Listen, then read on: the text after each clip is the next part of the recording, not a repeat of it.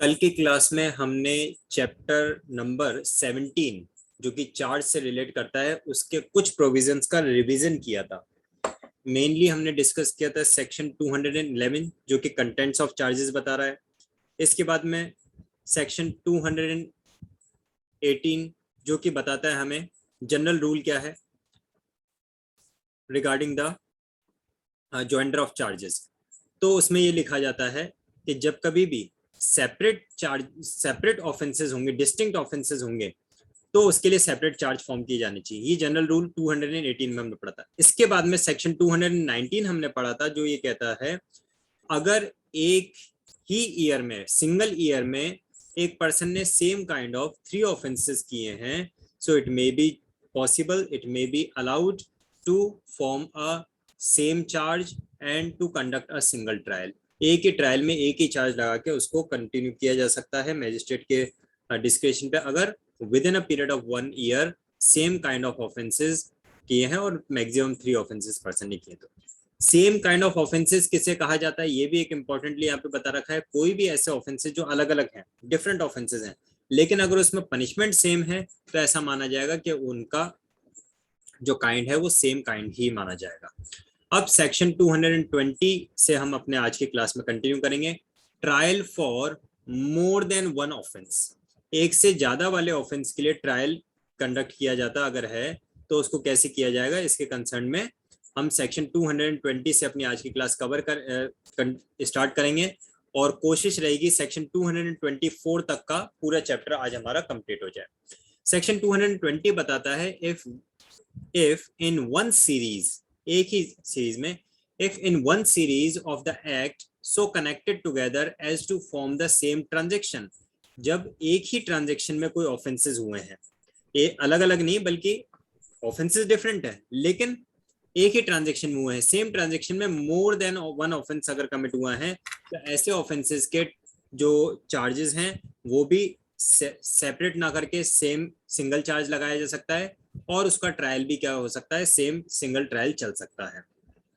और फिर सबसेक्शन 2 कहता है when a person charged with one or more offenses of the criminal breach of trust or dishonest misappropriation of property as provided under subsection 2 of 212, या तो 212 वाला या 219 वाला, जिसमें कि criminal breach of trust or dishonest misappropriation of property वाली बात हो रही थी, for the purpose of facilitating or concealing the commission of that offense or those offenses, one or more offenses of falsification of accounts, he may be charged with and tried at one trial for every such offense। तो जहां पे offences को छुपाने का कोई commission हो या फिर किसी तरह का कोई अकाउंट्स में फॉल्सिफिकेशन करने का कोई चार्ज हो तो उनका कंबाइंड ट्रायल हो सकेगा। मैंने आपको कल ही बताया था सेक्शन 218 तो जनरल रूल बताया था और 219, 20 ये 21 देन 23 ये सब क्या बताते हैं, ये exception to the general rule बताते हैं। सबसेक्शन 3 देखिए, if the acts alleged constitute an offense falling within 2 or more separate definitions, एक ऐसा ऑफेंस किया है जो 2 अलग अलग डेफिनेशंस में फॉल करता है, of any law in force for the time being by which offenses are defined or punished, may be possible 2 अलग अलग लॉज में हो या मे बी पॉसिबल एक ही लॉ के 2 अलग सेपरेट डेफिनेशन में वो आता हो। The person accused of them may be charged with and tried at one trial for each of such offences. तो ऐसे में क्या करेंगे, ऐसा नहीं करेंगे कि उस पर्सन के ऊपर अलग अलग ऑफेंसेस के चार्जेस लगा दिए जाएं और अलग अलग ट्रायल उसका चले, नहीं। अगर कोई ऐसा ऑफेंस उसने किया है जो 2 सेपरेट डेफिनेशन में फॉल करता है, इवन कई बार ये भी हो जाता है कि 2 सेपरेट लॉज में फॉल करता है, तो ऐसी सिचुएशन में सारे ऑफेंसेस और सारे लॉज में जो कवर हो रहा है वो एक ही सिंगल चार्ज में उसको कवर कर लेंगे और एक ही सिंगल ट्रायल उसका चलेगा। क्यों? क्योंकि उसने जो एक्ट किया था वो एक्ट तो एक ही किया है लेकिन वो एक्ट 2 या उससे ज्यादा सेक्शंस में कवर हो रहा है, ऐसा कई बार हो जाता है पॉसिबिलिटी, या फिर 2 लॉज में कवर हो रहा है। पहले आईपीसी 1860 में बना था तब उसमें लिख दिया गया था उस ऑफेंस को, और उसके बाद में आफ्टर इंडिपेंडेंस भी हमने काफी सारे पीनल लॉज इनेक्ट किए हैं जिसमें काफी सारे ऑफेंसेस रिपीट भी हो जाते हैं। तो ऐसे में क्या करेंगे कि एक ही सिंगल ट्रायल में सिंगल चार्ज उस पर्सन पे लगाते हुए उस सिंगल चार्ज में सारे ऑफेंसेस मींस डिफरेंट ऑफेंसेस जो उसके डिफरेंट लॉज में कवर हो रहे हैं वो सारे उसमें कवर हो जाएंगे। सबसेक्शन 4 बताता है if several acts of which one or more than one would by itself or themselves constitute an offence.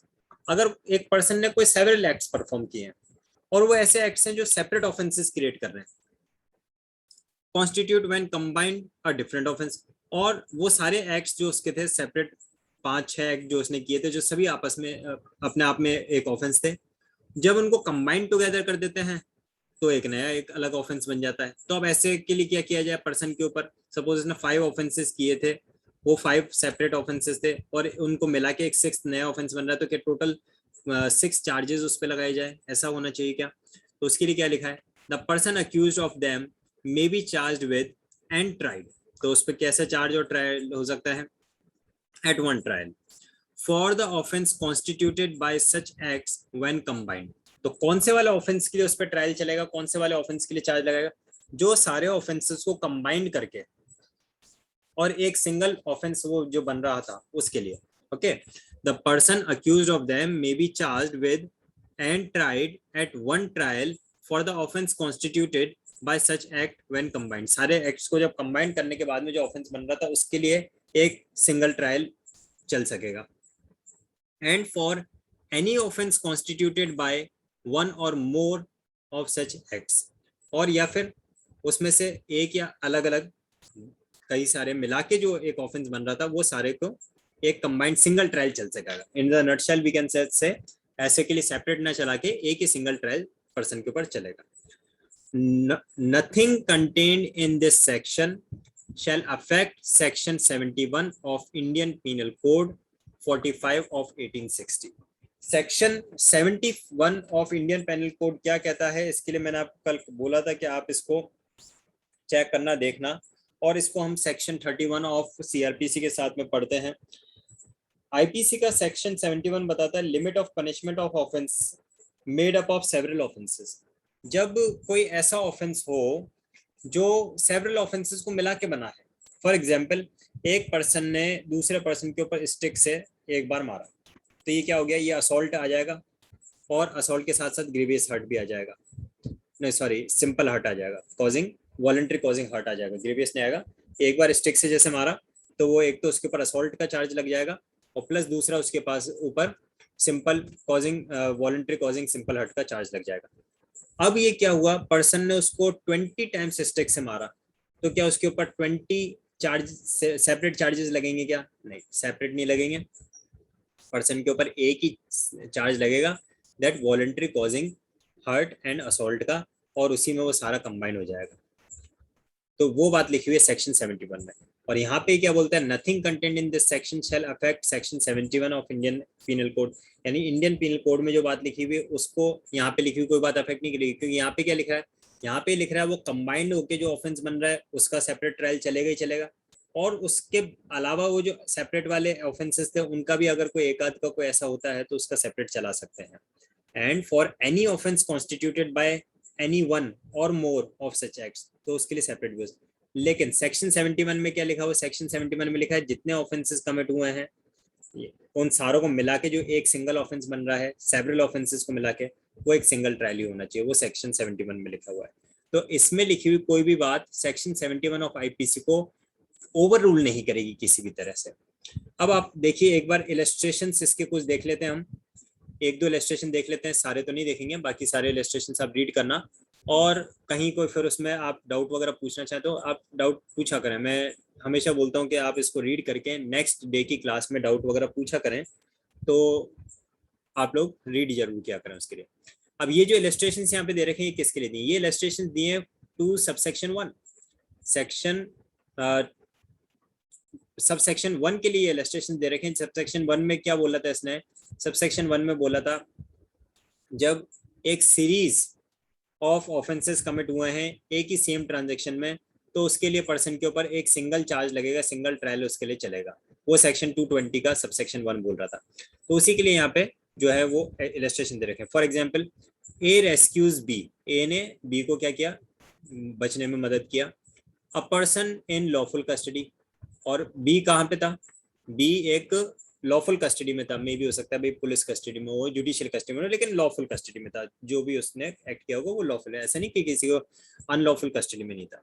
और ऐसे पर्सन को उसने ए ने क्या किया, बचने में, वहां से भाग निकलने में मदद किया। And in so doing causes grievous hurt to C, और ऐसा करने के लिए वो क्या, आपको पहरेदार खड़ा होगा दरवाजे पे, तो उसको उसने सी को ग्रीवियस हर्ट कॉज कर दिया ए ने। तो एक ने अभी कितना ऑफेंस किया देखो आप, एक तो बी को लॉफुल कस्टडी से रेस्क्यू करवाना, भगाना, वो एक ऑफेंस हो गया। सी को ग्रीवियस हर्ट कॉज करना, ये दूसरा ऑफेंस हो गया। और सी कौन था, ये लिखा हुआ है यहाँ पे, a constable in whose custody B was, ये लिखा हुआ है कि सी कौन था, सी कांस्टेबल था जिसकी कस्टडी में था वो बी, जिसकी कस्टडी में से भगाना था। जब तक वो बी को वैसे कॉज हर्ट कॉज नहीं करता तो वो भगा ही नहीं सकता था, बी उसको रेजिस्ट करता। नाउ सॉरी सी उसको रेजिस्ट करता है, सी कांस्टेबल है। ए में बी चार्ज विद, अब ए के ऊपर चार्जेस कौन कौन से लग सकते हैं, अभी अपन ने देखा ए के ऊपर दो लग रहे हैं, एक तो उसको लॉफुल कस्टडी से एस्केप करवाने का है ना, escaping any person from lawful custody, दूसरा लग रहा है causing grievous hurt to the public servant. तो अब यहाँ पे आता है ए में B charge with and convicted of the offences under section 225, एक तो 225 का चार्ज उस पर लग सकता है, 333 of the Indian penal code. तो ये सेपरेट चार्जेस उस पर लगाए जा सकते हैं और उनका कन्विक्शन चलाया जा सकता है, और चाहे तो एक ही चार्ज में उसको ये दोनों के दोनों सेक्शन, दोनों ऑफेंसेस के सेक्शन मेंशन करके और उसका एक सिंगल ट्रायल भी चल सकता है। ये बात बताता है हमें ये इलस्ट्रेशन ऑफ सेक्शन 220 सेक्शन। आप अगर आईपीसी के आपको याद है थोड़ा बहुत तो आप ध्यान कर सकते हैं। सेक्शन 225 क्या बताता है, सेक्शन 225 बताता है रेजिस्टेंस और obstruction to lawful apprehension of another person. किसी भी पर्सन के लॉफुल एप्रीहेंशन अगर हुआ है तो उसके लिए रेजिस्टेंस करना, उसको ऑब्स्ट्रक्शन क्रिएट कॉज करना लॉफुल एप्रीहेंशन में, ये यहाँ पे लिखा हुआ था लॉफुल कस्टडी था, ठीक है। इसी तरह से अगर आप सेक्शन 333 अगर रिकॉल करें थोड़ा सा आईपीसी का, तो सेक्शन 333 ऑफ आईपीसी बताता है regarding the voluntarily causing grievous hurt to deter public servant from his duty। तो जो सिंपली अगर अपन बात करें वॉलंटरी कॉजिंग ग्रीवियस हर्ट, तो उसके लिए तो सेक्शन कौन सा लगता है अपना, सेक्शन 322 लग जाएगा वॉलंटरी कॉजिंग ग्रीवियस हर्ट का। लेकिन यहाँ पे क्या हुआ, यहाँ पे वॉलंटरी कॉजिंग ग्रीवियस हर्ट है to the public servant to deter from his public duty, from his duties, तो इसलिए यहाँ पे सेक्शन 333 का चार्ज इसमें लगाया है। और इसी तरह से अगर उसने ग्रीवियस हर्ट नहीं किया होता, वॉलंटरी सिर्फ सिंपल हर्ट किया होता तो उस पर 332 का चार्ज लगाते, ग्रीवियस हर्ट किया इसलिए 333 का चार्ज लगाया। तो बात यह है कि एक ही सिंगल ट्रांजेक्शन में जब पर्सन ने सेपरेट ऑफेंसेस कमिट किए तो उसका एक सिंगल ट्रायल चल सकता है सिंगल चार्ज लगा के। आगे बढ़ते हैं, बाकी के इलस्ट्रेशंस को आप रीड करना एक बार से, और अगर कोई डाउट आएगा तो कल की क्लास में उनको हम डिस्कस कर लेंगे, ठीक है। नेक्स्ट आप देखेंगे अगला आता है हमारे पास में सेक्शन, ये काफी सारे इलस्ट्रेशंस के दे रखे हैं सभी सब सेक्शंस के हिसाब से, तो आप उनको पढ़ना। सेक्शन 221 इसको हम देखेंगे, ये क्या लिखता है। सेक्शन 221 बताता है where it is doubtful what offence has been committed. अभी ये थोड़ा संदिग्ध है, असमंजस की स्थिति, ये जो पर्सन है इसके ऊपर कौन सा ऑफेंस किया होगा। फॉर एग्जांपल एक पर्सन है, उसके पास में चोरी की संपत्ति मिली, स्टोलन प्रॉपर्टी मिले है। अब उसको डाउट लग रहा है मैजिस्ट्रेट को कि क्या इसने ये थेफ्ट किया होगा इसलिए इसके पास में थेफ्ट प्रॉपर्टी, स्टोलन प्रॉपर्टी है, या हो सकता है इसने थेफ्ट नहीं किया हो, इसने किसी अदर पर्सन से ये स्टोलन प्रॉपर्टी रिसीव किया इसलिए इसके ये स्टोलन प्रॉपर्टी के पोजीशन में सिर्फ रिसीविंग ऑफ स्टोलन प्रॉपर्टी का चार्ज लगना चाहिए, या फिर इसने कहीं हो सकता है क्रिमिनल ब्रीच ऑफ ट्रस्ट वगैरह किया हो इसलिए इसके पास में स्टोलन प्रॉपर्टी, यानी कि एक कंफ्यूजन है। थेफ्ट भी हो सकता है, क्रिमिनल ब्रीच ऑफ ट्रस्ट भी हो सकता है, और ये इसके ऊपर क्या है रिसीविंग स्टोलन प्रॉपर्टी भी हो सकता है। तो कंफ्यूजन जहाँ पे ऐसा राइज हो where it is doubtful what offence has been committed, ये क्लियर नहीं हो पा रहा है अगर, तो ऐसी सिचुएशन में सेक्शन 221 पिक्चर में आ जाता है। वो बताता है इफ अ सिंगल एक्ट और series of acts is of such a nature, हो सकता है एक सिंगल एक्ट की बात हो, एक ही एक्ट किया उसने, क्या एक्ट मिला उसका कि भी उसके पास चोरी की प्रॉपर्टी मिली है, स्टोलन प्रॉपर्टी मिली है, तो एक ही एक्ट है। और कई बार सीरीज ऑफ एक्ट भी हो सकता है। So if a single act or series of act is of such a nature that it is doubtful which of the several offenses, main बात क्या है, doubtful, it is doubtful which of the several offenses of facts which can be proved will constitute. तो अब ये doubtful चल रहा है कि उसने कौन सा वाला एक्ट परफॉर्म किया, कौन सा वाला उसने एक्ट किया है, ये पूरी तरह से डाउटफुल है, जिसकी वजह से ये एक्ट परफॉर्म हुआ है वो प्रूव करना है हमें, तो वो एक डाउटफुल है. द अक्यूज्ड में बी चार्ज, तो अब बताइए ऐसे में कैसे, कौन सा वाला लगाए, उसे 3 लग रहे तो तीनों लगा दें क्या. So the accused may be charged with having committed all or any of such offenses, and any number of such charges may be tried at once. क्या बोल रहा है, ये बोल रहा है अब मजिस्ट्रेट की इच्छा है, मजिस्ट्रेट चाहे तो उसको 3 लग रहा था ना कि भी इसने receiving stolen property, theft and criminal misappropriation of, criminal breach of trust and criminal misappropriation of property, ये ऐसे 4 लग रहे हैं. तो अगर जज चाहे वो चारों लगा सकता है, चारों में से कोई एक या उससे ज्यादा लगा सकता है सेपरेटली भी, और उन सभी चार्जेस का एक ही सिंगल ट्रायल चलेगा, चाहे चारों लगाओ, 3 लगाओ, 2 लगाओ, कितना भी लगाओ, लेकिन एक सिंगल ट्रायल चलेगा. ठीक है. The accused may be charged with having committed all, या तो बोल देगा सारे किए उसने, और एनी ऑफ सच ऑफेंसेस, या उसमें से कुछ, and any number of such charges, जितने भी लगाए जाते हैं, ऑल और any may be tried at once, वो सबका एक साथ ही चलेगा. ठीक है, may be tried at once, अलग अलग नहीं चलेगा उसका ट्रायल, क्योंकि जैसे आपको याद होगा ना, मैं बार बार रिपीट करता हूँ, सेक्शन 218 क्या बोल रहा है, 218 बोलता है कि जितने ऑफेंसेस हों सबका सेपरेट चार्ज होना चाहिए, डिस्टिंक्ट चार्ज होना चाहिए डिस्टिंक्ट ऑफेंसेस का, और उनका सेपरेट ट्रायल चलना चाहिए. लेकिन 221 क्या बोल रहा है, यहाँ पे तो डाउटफुल था कि उसने ऑफेंस कौन सा किया है, कौन सा चार्ज लगाए, तो बोले सारे चार्ज लगा दो, लेकिन ट्रायल एक ही चलेगा उसका. He may be charged in the alternative with having committed some of one of said offenses. तो उनमें से कुछ offenses किए हों, इस बात का भी चार्ज लगाया जा सकता है. सबसेक्शन 2 देखें क्या बोलता है. सबसेक्शन 2 में अलग बात बोले है, if in such a case the accused is charged with one offense. अब ऐसे में अपन ने क्या किया, उसको सिर्फ एक ही ऑफेंस के लिए चार्ज किया, suppose, and it appears in the evidence that he committed a different offense. आपने उस पर चार्ज लगाया था, थेफ्ट का चार्ज लगा दिया, बाद में मालूम पड़ा इसने तो थेफ्ट किया ही नहीं, और इसने तो सिर्फ किसी अदर पर्सन से स्टोलन प्रॉपर्टी रिसीव किया था, तो ये तो चार्ज डिफरेंट हो गया, चार्ज में आपने ये लगाया नहीं था. जो आपने ऑफेंस चार्ज में लगाया है वो ऑफेंस उसने किया नहीं है, बाद में एविडेंस से ये पता चलता है, और जो ऑफेंस उसने किया है वो चार्ज में लगाया नहीं है. ये कंट्रोवर्सी है कि तो अब क्या किया जाए, या तो नया चार्ज क्रिएट किया जाए, या फिर क्या ऑप्शन हमारे पास अवेलेबल है. ये बोल रहा है if in such a case the accused is charged with one offence, एक ऑफेंस उसको चार्ज किया, and it appears in the evidence that he committed a different offence. Evidence से पता चला बाद में, जब ट्रायल चला तब मालूम पड़ा इसने तो डिफरेंट ऑफेंस कमिट किया. ही माइट हैव बीन, तो अब ऐसे में क्या किया जाए. Okay, he might have been charged under the provisions of subsection 1, और जिसके लिए उसको सबसेक्शन 1 में पहले चार्ज किया जा सकता था, क्या वर्ड लिखा हुआ है, he might have been लिखा है, यानी उसको सबसेक्शन 1 में उसके लिए चार्ज किया जा सकता था लेकिन नहीं किया.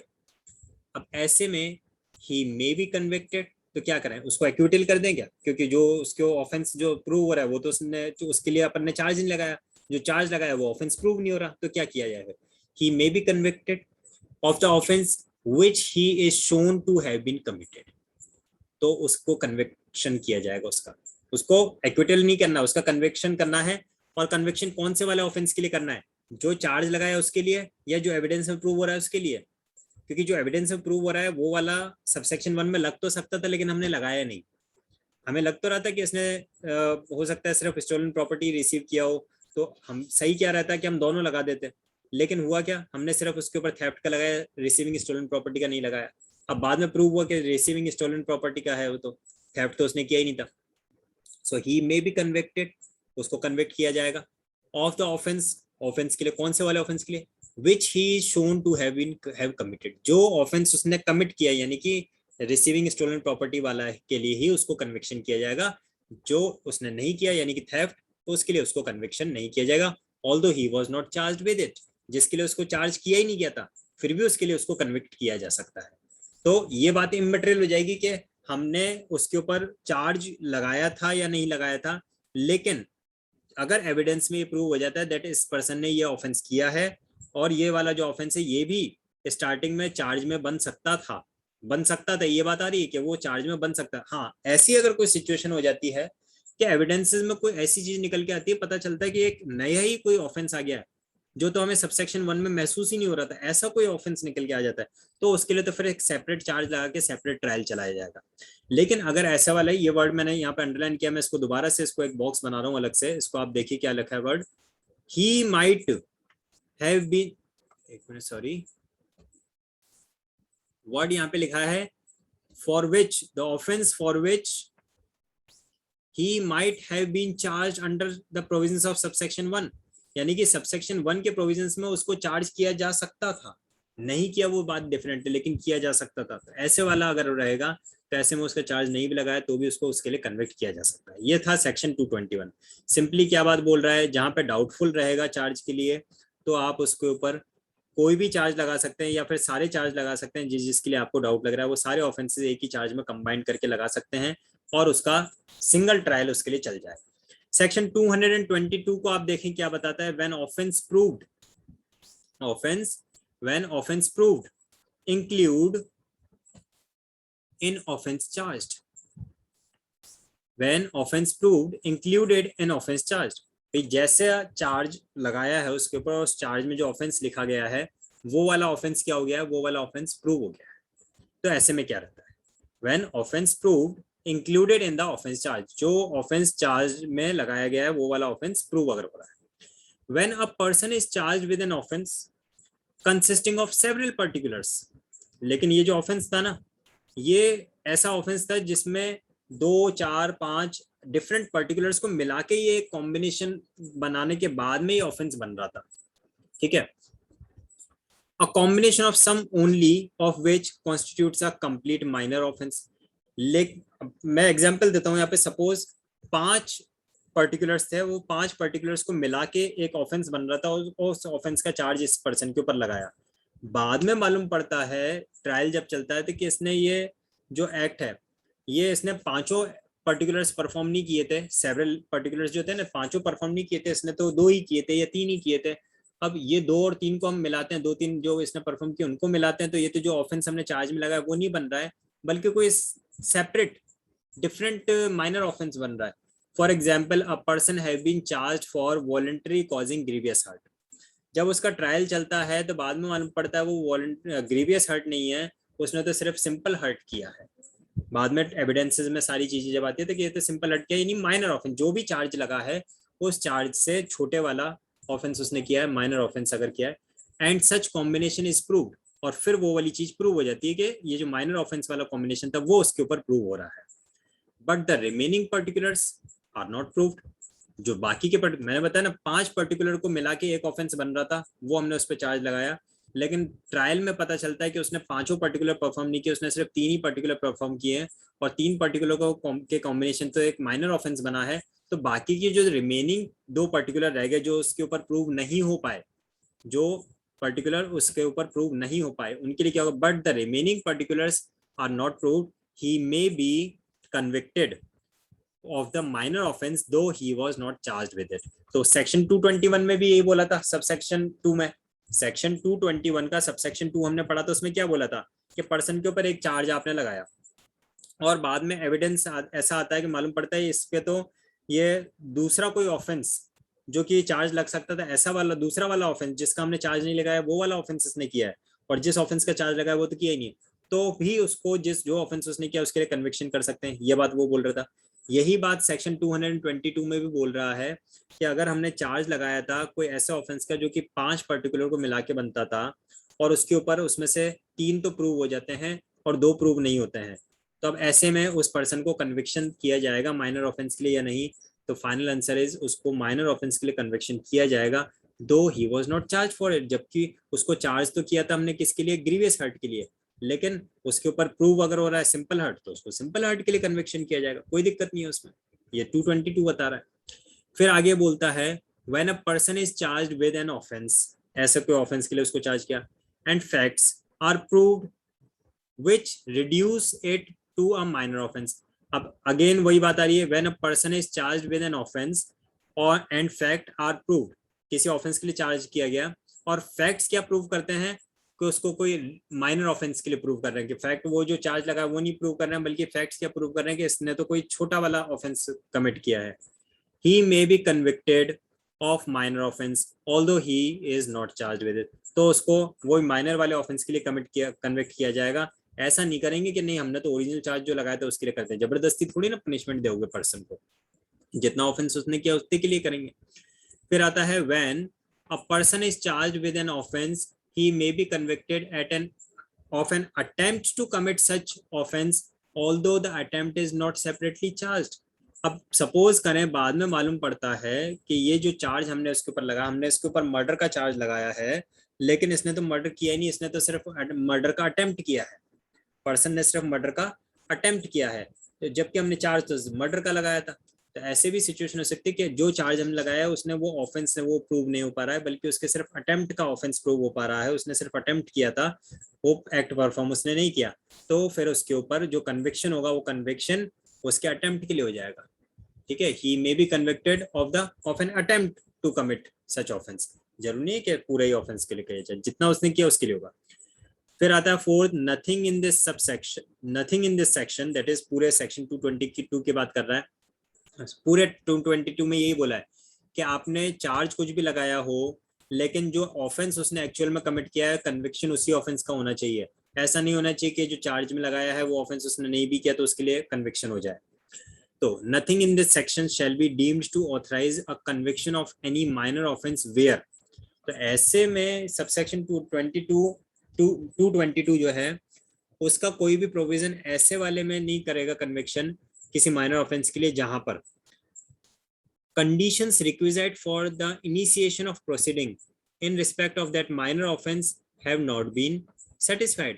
अब सपोज करो कोई ऐसा ऑफेंस है जिसके लिए कोई पर्टिकुलर उसका कन्विक्शन, उसका प्रोसीडिंग स्टार्ट करने से पहले, कोई भी ऐसा ऑफेंस है जिसके जो प्रोसीडिंग है, ट्रायल है, वो स्टार्ट करने से पहले कुछ पर्टिकुलर कंडीशंस होती हैं वो फुलफिल करनी पड़ती है।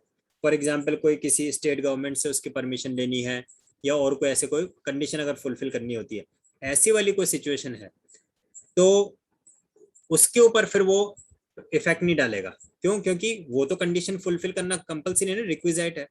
तो इस सेक्शन 222 ऐसे वाले पे कोई इफेक्ट नहीं डालेगा। क्यों? क्योंकि वो कंडीशंस रिक्विजिट हैं, वो कंपलसरी हैं, तो वो कंडीशन पहले फुलफिल करने के बाद में ही वो माइनर वाला ऑफेंस का ट्रायल चल सकेगा, उसके बिना वो ट्रायल नहीं चलाया जा सकेगा। Nothing in this section shall deem to authorise a conviction, ऐसे कन्विक्शन को ऑथराइज नहीं कर सकेगा। क्यों? क्योंकि अगर किसी माइनर ऑफेंस के लिए ऐसा लिखा गया था where the conditions requisite for that initiation of proceeding, ऐसे वाले ऑफेंस के प्रोसीडिंग को स्टार्ट करने से पहले, इनिशिएशन करने से पहले, स्टार्ट करने से पहले, कमेंस करने से पहले कोई पर्टिकुलर कंडीशन फुलफिल करना कंपलसरी था, अगर ऐसा कोई लिखा हुआ है उस पर्टिकुलर लॉ में, तो फिर ऐसे में हम नहीं कह सकते कि भाई हमने तो चार्ज नहीं लगाया था लेकिन अगर एविडेंस में नजर आ रहा है तो हम इसको कन्विक्शन कर दें। कन्विक्शन करने से पहले वो कंडीशंस जो रिक्विजिट वाली हैं, कंडीशन जो कंपलसरी वाली है इनिशिएशन ऑफ प्रोसीडिंग से पहले की, कमेंसमेंट ऑफ प्रोसीडिंग से पहले की, उनको फुलफिल करना तो जरूरी ही रहेगा, उसको वो फिर अफेक्ट नहीं कर पाएगा। फिर उसके लिए तो सेपरेट चार्ज लगा के सेपरेट ट्रायल ही चलाना पड़ेगा। आगे बढ़ते हैं सेक्शन 223 की तरफ। सेक्शन 223 बात करता है what person may be charge jointly, कौन से ऐसे लोग होंगे जिनका ट्रायल ना साथ में चल सकता है, कौन से ऐसे लोग हैं जिनका जॉइंट चार्ज जिनके ऊपर लगाया जा सकता है। यहाँ पे आप सिंगल पर्सन की बात नहीं हो रही है, यहाँ पे different more than one person की बात हो रही है।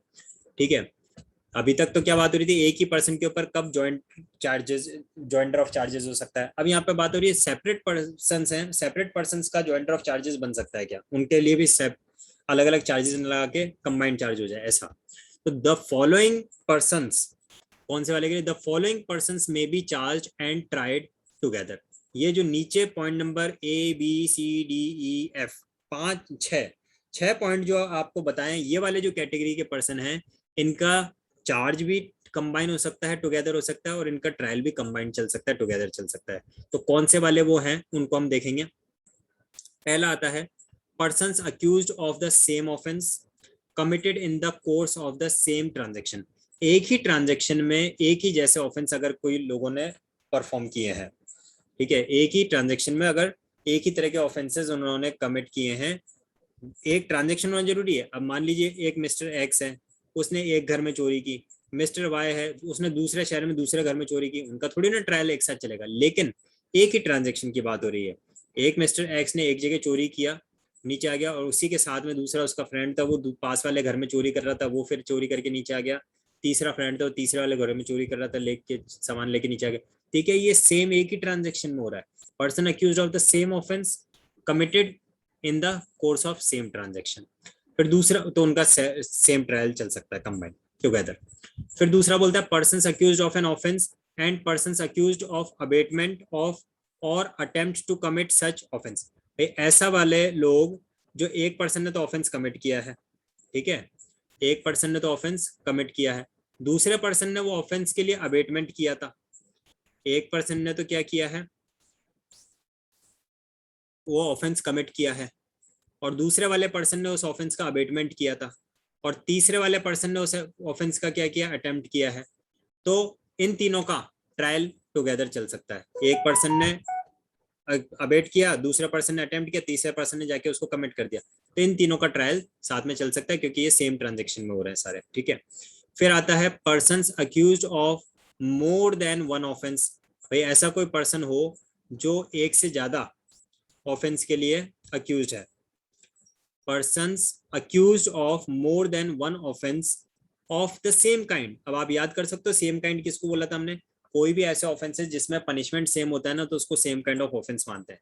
तो persons accused of more than one offence, एक से ज्यादा वाले सेम काइंड ऑफ ऑफेंसेस के लिए वो अक्यूज्ड है with in the meaning of section 219। तो 219 में वही बात बोली थी कि सेम पनिशमेंट वाले अगर होते हैं, committed by them jointly with in a period of 12 months. अब इन लोगों ने जो ऑफेंस कमिट किया ये साथ में मिलके किया है, विद इन अ 12 मंथ्स किया है, सेम काइंड ऑफ ऑफेंस है, मैक्सिमम 3 है, तो ऐसे में फिर क्या होगा, उनका ज्वाइंट ट्रायल चलेगा।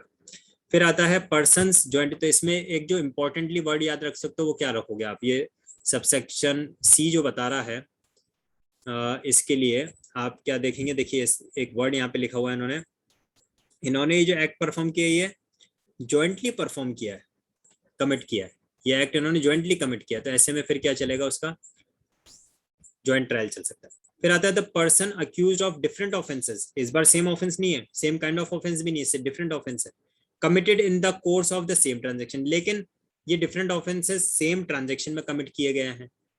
एक फ्रेंड है ऊपर से घर में से चोरी करके आता है नीचे, दूसरा फ्रेंड चौकीदार को डंडे से मारता है और फिर दोनों साथ में भाग जाते हैं।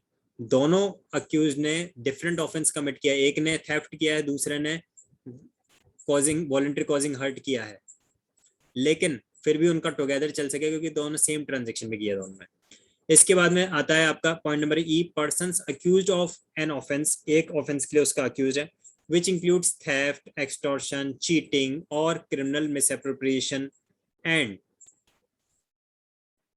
persons accused of receiving or retaining or assisting in the disposal or concealment of property, possession of which is alleged to have been transferred by any such offense committed by the first named person or by the abatement or attempting to commit any such last name of offence. अब ऐसे में क्या है कि कोई एक person या दो, एक से ज्यादा पर्सन ने तो ये theft, extortion, cheating, criminal misappropriation, ये सब जो एक्ट है ये परफॉर्म किए हैं, कमिट किए हैं, अटेम्प्ट किया है, और दूसरे कोई ऐसे हैं जो ऐसी प्रॉपर्टी के डिस्पोजल में, कंसीलमेंट में, उस प्रॉपर्टी के पोजीशन में, इन सब चीजों में एक्ट का परफॉर्म कर रहे हैं, असिस्ट कर रहे हैं, उसको रिटेन करने में असिस्ट कर रहे हैं खाली, तो वो सबका ट्रायल भी कंबाइंड चल सकता है, टुगेदर चल सकता है। क्यों? क्योंकि एक्ट एक ने परफॉर्म किया, बाकी लोग जो उसको असिस्ट कर रहे हैं वो भी तो उसी सेम ट्रांजेक्शन में कंबाइंड हो जाते हैं, तो उनका ट्रायल भी साथ चल सकता है। फिर आता है situation number 6, person accused of offences under section 411, 414 of Indian penal code. अब ऐसे कोई पर्सन्स हैं जिनके ऊपर क्या, जो क्या अक्यूज हैं, जिनके ऊपर कौन से वाले ऑफेंसेस के चार्ज लगे हैं, सेक्शन 411 एंड 414 ऑफ आईपीसी के चार्जेस अगर उनके ऊपर लगे हैं, आप में से कोई मुझे बताएगा 411 एंड 414 में क्या आता है? जब आप इसको देखेंगे 411 में डिसऑनेस्टली रिसीविंग स्टोलन प्रॉपर्टी आता है, तो कोई पर्सन अगर स्टोलन प्रॉपर्टी रिसीव करता है इन अ डिसऑनेस्ट मैनर। और फिर सेक्शन 414 को आप देखेंगे तो आता है assisting in concealment of stolen property. अब उसी स्टोलन प्रॉपर्टी को जो रिसीव किया था उसको वो कंसील कर रहा है, यानी छुपा के रख रहा है, तो वो चीज आता है। तो ऐसे ऑफेंस के लिए अगर कोई अक्यूज है और आइदर ऑफ दो sections in respect of stolen property the possession of which has been transferred by one offense, तो ऐसे में क्या होगा, उनका कंबाइंड ट्रायल चल सकेगा। क्योंकि बात तो वही है, एक पर्सन रिसीव कर रहा है, दूसरा पर्सन उसको छुपाने में मदद कर रहा है, तीसरा पर्सन उसको चोरी करके लेके आ रहा है, तो ऐसे वाले ऑफेंसेस के लिए कंबाइंड टुगेदर ट्रायल चल सकेगा। क्लॉज जी बताता है persons accused of any offence under chapter 12 of Indian penal code. अब चैप्टर 12 को अगर आप देखेंगे तो चैप्टर 12 क्या बताता है आपको? Chapter 12 of Indian penal code बताता है regarding the offences relating to coin and government stamps. Government stamps और कॉइन्स वगैरह से रिलेटेड वाले जो ऑफेंसेस होते हैं सेक्शन 230 से लेकर ये सेक्शन 263A तक जाते हैं, तो गवर्नमेंट स्टैम्प्स एंड कॉइन्स वगैरह से रिलेटेड वाले ऑफेंसेस। तो relating to counterfeit coin and person accused of any other offence under the said chapter, उसी चैप्टर में रिलेटेड वाले जो कोई ऑफेंसेस अगर किसी ने किए हैं तो ऐसे वाले पर्सन्स का भी कंबाइंड ट्रायल चल सकेगा। ये बात बताता है सेक्शन 223 का क्लॉज जी। अब इसका प्रोवाइजो एक देख लेते हैं हम क्या बोलता है। Provided that where a number of persons are charged separate with the separate offences. अब ऐसा कभी हो जाए कि जो डिफरेंट पर्सन्स हैं उनको सेपरेट ऑफेंसेस के लिए चार्ज किया गया है, सेम ऑफेंस के लिए नहीं, सेपरेट ऑफेंसेस के लिए।